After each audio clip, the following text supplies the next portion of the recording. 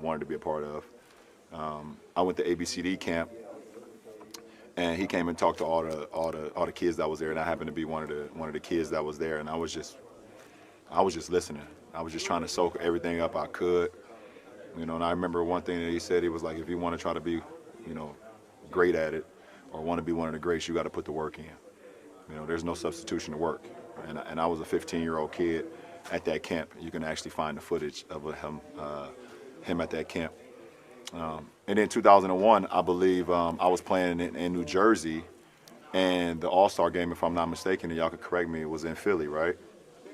Yeah, that Saturday, me and Maverick drove to the Intercontinental downtown Philadelphia, and he gave me a pair of his shoes, which I ended up wearing that following night.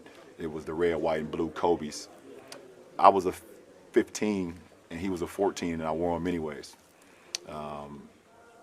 And I sat and just talked to him for a little bit. He gave me the shoes. I rocked them in the game. And it was the same night that we played Oak Hill against Melo.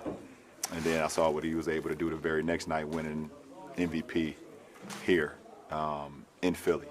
That following night. As I got drafted, I still just admired him.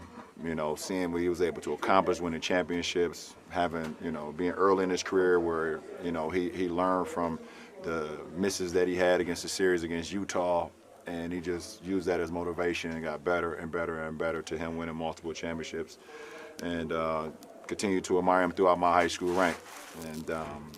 And then as competitors, just seeing the work ethic that he put into the game.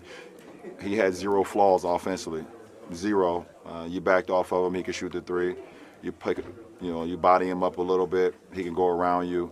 He can shoot the mid-range, he can post, he can make free throws. He had zero flaws offensively. And, that's something that I admired as well, just being at a point where the defense will always be at bay, where they couldn't guard you at all offensively, where you just felt like you was just immortal offensively because of your skill set and your work ethic. We take it down to 2008 where we become the Redeem team, and it was a dream come true for me to be able to line up alongside of him. Just admired him for so many years, and seeing him from afar, and then being able to be in practices with him, and me watching and learning. So on. I mean, it's just too much. It's just too much. The story is just too much. It doesn't make sense. And just to make a long story short, now I'm here in the Lakers uniform in Philadelphia, where he's from, where one of the first time I ever met him, gave me his shoes, he won All-Star Week. It's surreal. It doesn't make no sense, but the universe just puts things in your life, and when you live in the right way, or you just giving everything to whatever you're doing, things happen organically, and it's not supposed to make sense, but it just happens. And I'm happy to be in any conversation with Kobe Bean Bryant, one of the all-time greatest basketball players